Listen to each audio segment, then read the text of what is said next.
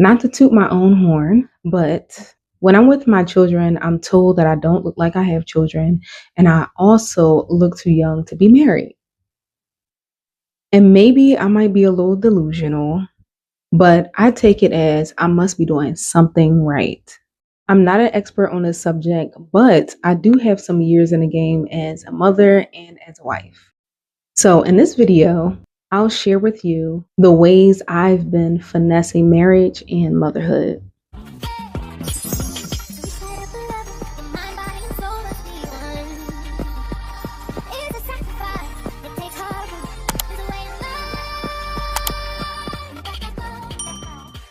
Embrace flexibility. If you are not embracing flexibility, you 9 times out of 10 are also suffering from the inability to release control, which can lead you to a host of issues, but I'll get back to that later. One thing I've learned for sure is that I must adapt quickly to change. There have been countless times, and I'm crossing my fingers, that I've had my plans all doodled out real cute in my planner, and out of nowhere we get a flat tire, or it's the big day before our trip, and the morning of, one of my sons have tripped down the staircase and we need to take him to urgent care. In these scenarios, there is not much time to dwell on what's happening. Instead, I have to adapt to the situation at hand, and plans need to be changed immediately. I believe these are my strengths as a Pisces woman. I can swim through the obstacles and always end up at my destination no matter what. When everybody else is stuck in the moment, I'm already figuring out the navigation for the next steps. Adaptability is a good quality to have in motherhood and in marriage.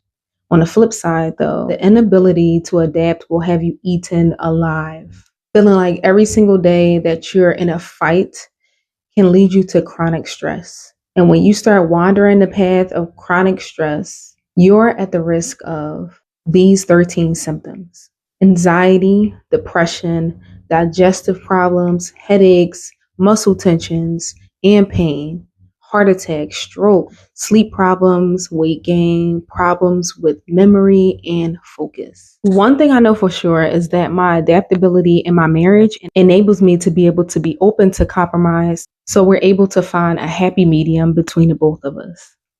But out of everything, spontaneity is the number one benefit.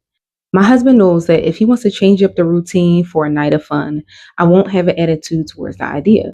But most importantly, I'll approach the change with an equal amount of enthusiasm. Oh my goodness. I'm thirsty. But most importantly, I'll accept the change with an equal amount of enthusiasm. I'm naturally adventurous, so that probably helps too.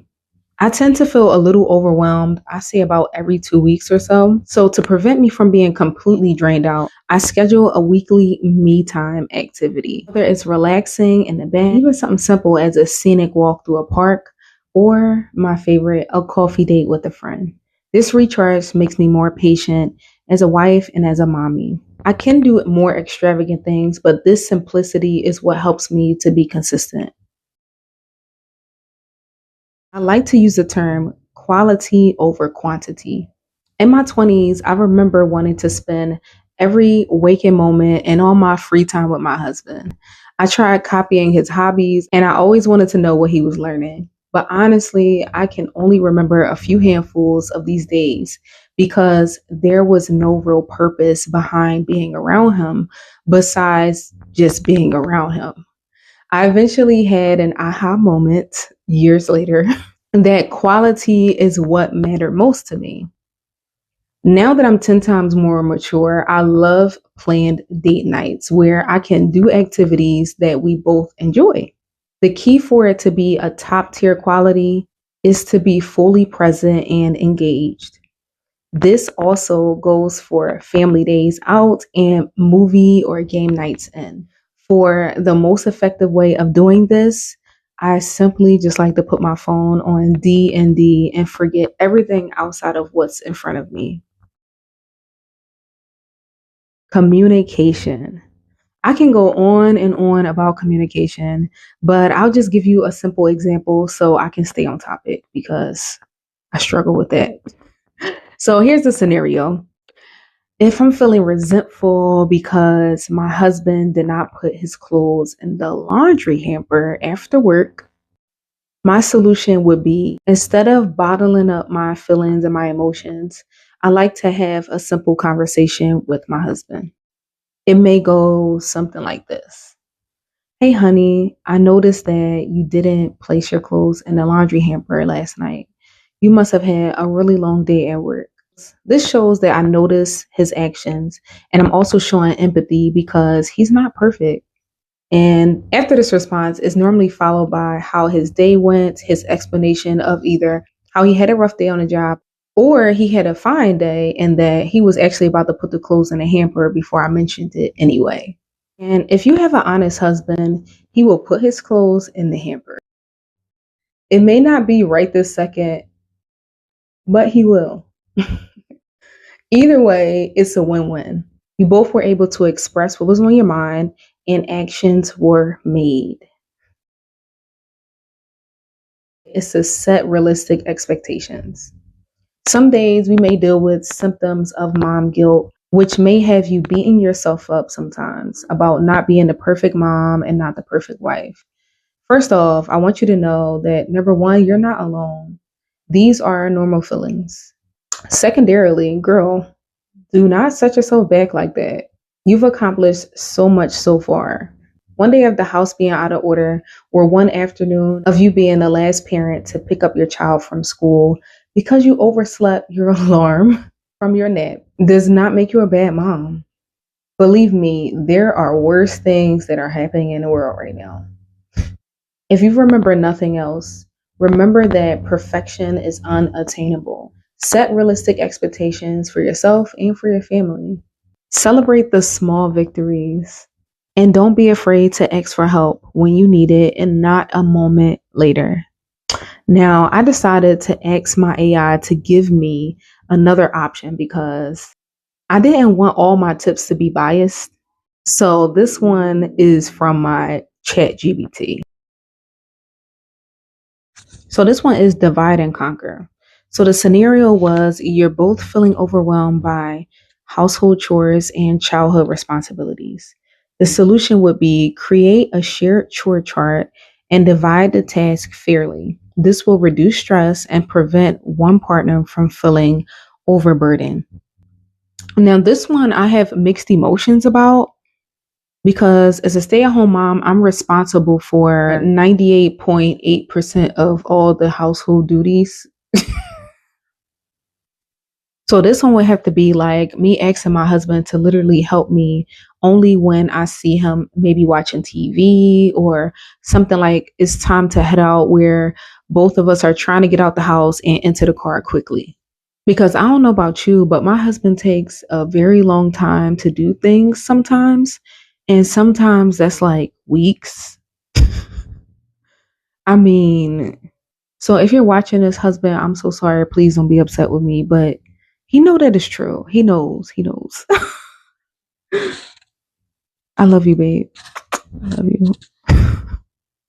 In general, the division of labor is really based on what works for your marriage and what is agreed upon. So I was looking up research because I know that not everyone has this sort of dynamic where things are split evenly. But I ran across this clip and I went to go look behind it to see where it came from.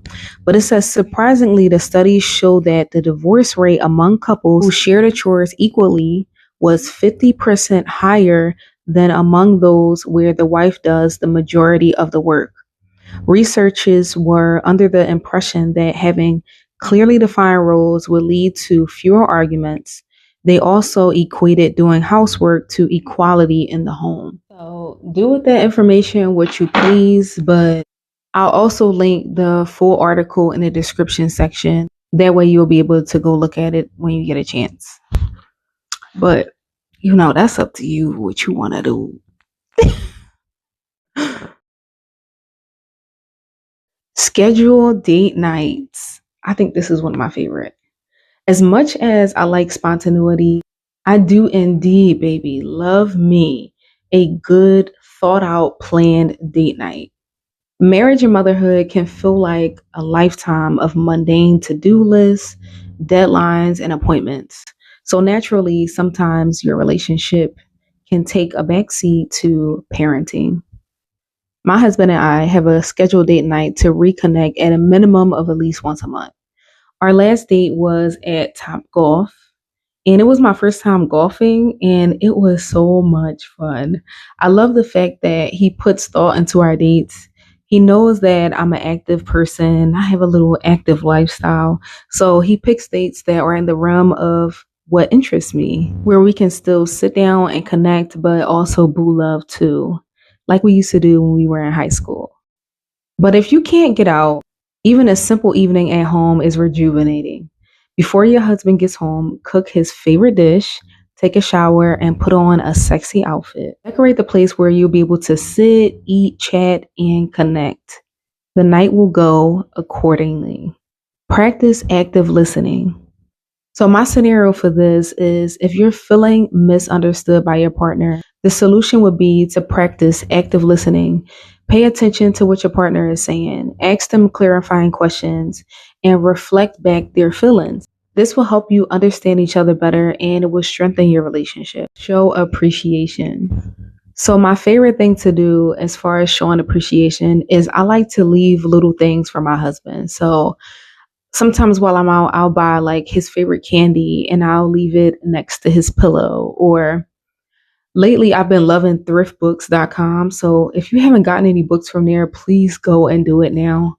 But their books are so cheap. So I just purchased this book for him and I put it next to his bedside. It's one way that you can show appreciation to your partner. Because when you take the time out to do that, expecting nothing, you always get something in return. It may not be that specific day and it may not even be next week, but believe me, your partner is thinking of you. Another way I like to show appreciation, which is something I basically do every single day, is I like to make my husband lunch. Not only do I make him lunch, but I try to make something that's going to be easy for him to eat on his break and it's not going to take too long and it's well prepped where once he eats it, it's like an easy cleanup or, something he can bring home real quick for me to wash later on. But I try to make him things that he likes. And for the most part, he's really satisfied with his meals. And that's one of the ways that I just enjoy showing him appreciation. I hope this video was helpful for you. And if it was, make sure you take the time out to leave me a like and subscribe to my channel if you haven't already. And if you are, thank you so much for being a subscriber. I love y'all so much. I would not be able to continue this channel without you. If you want to level up motherhood, go and check out my website. I'll leave the link in the description section. And thank you for joining me here on Balanced Motherhood, where balance is possible for every mom. Bye.